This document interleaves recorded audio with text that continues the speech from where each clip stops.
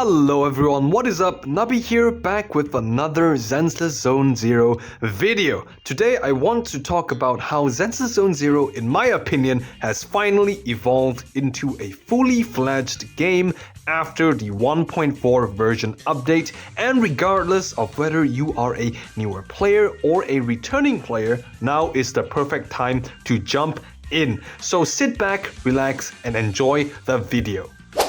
Zenless Zone Zero version 1.0 launched globally across multiple platforms on the 4th of July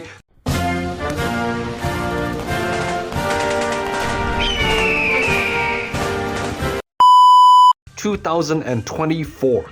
And from my own personal experience playing during launch, the game had a solid global release. There was decent hype, the game ran smoothly without any bugs, and the gameplay itself was pretty good, with the game's animation and story being the highlights of my enjoyment. And they also did in-game events that gave players up to 100 pulls and more. That said, even with a good global launch, the game, in my opinion, still felt somewhat incomplete. From version 1.0 all the way up to version 1.3, the game always felt a bit lacking, and it always felt like something was missing. As while it was enjoyable, it didn't feel quite like a full game just yet. But after playing through the game's version 1.4 update and experiencing all the update has to offer, I can finally say that Zenless Zone Zero finally feels like a full, complete game, and that after some thought, I feel that these are the 5 biggest reasons as to why. Starting with reason number 1, the removal of the TV modes. The TV mode is a unique exploration system that Zenless Zone Zero has, where the players will explore the game's map through the use of multiple TV screens. But this exploration system had some pretty mixed reviews. Some people really enjoyed it, some are indifferent, while the rest unfortunately did not like this system at all, saying it kills the flow of gameplay, combat, and the story. Well, I will admit that I was one of the players who enjoyed the TV mode and defended the TV system during launch, but after experiencing the new 1.4 story quest and the new weekly game mode Lost Void, which doesn't use the TV system at all, I realized how much more smoother and more connected the gameplay, combat, and story felt without the TV mode. And I gotta say, it was a problem I didn't even know existed until it was finally fixed, and this fix overall made the game feel surprisingly more polished. Reason number 2, no more ultimate sharing. Before the 1.4 update, all characters shares the same energy system required to cast their ultimates, called decibels. This means that after one character used their ultimate, the energy resets for the entire team, meaning you only ever want to use the ultimates of your main damage dealers to do the most damage.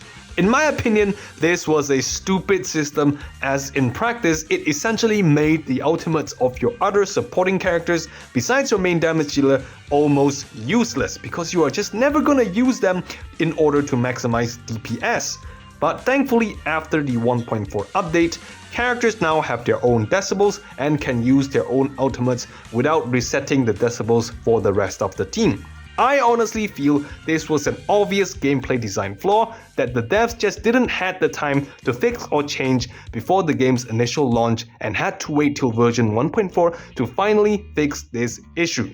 While it is better late than never, this is one of the biggest issues that made this game feel unfinished for me, as combat is such a big part of Zenless Zone Zero, and this issue is one that every player has had to face almost every time they play the game. But with this change, combat and the ultimates of characters just feel so much more meaningful, and honestly, I am just happy to be able to see more ultimate animations from different characters, so overall, W's all around.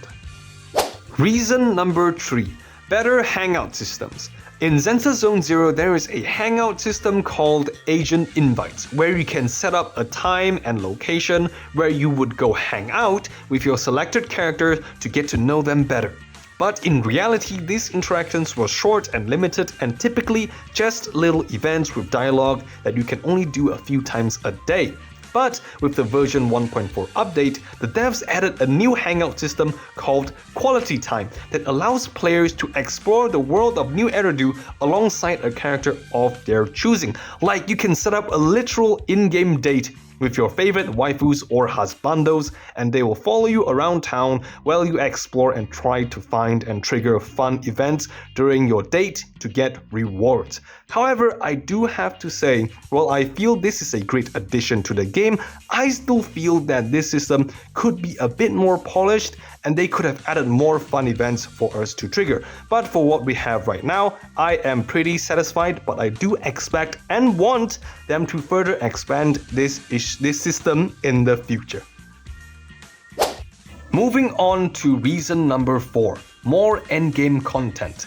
In version 1.0, the only real endgame content in Zenless Zone Zero is Shiyu Defense. For all you Honkai Star Rail players out there, this is basically Memory of Chaos, where it is a hard game mode that periodically refreshes its stages and rewards, where you must defeat all enemies within a limited time to complete the challenge.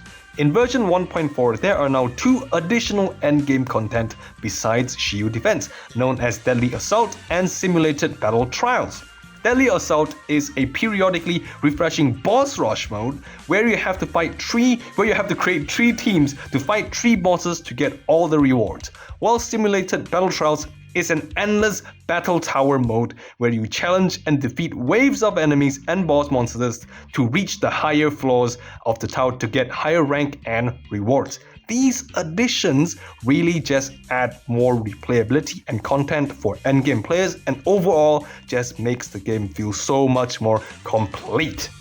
Lastly, reason number 5, the completion of the Season 1 main story. Now, before I get into this last reason, I just want to say that even before the version 1.4 update, I honestly felt that all of Zenless Zone Zero's story quests and story missions from version 1.0 till 1.3 have been great, and I feel that Zenless Zone Zero has one of the most enjoyable storytelling in the gacha industry.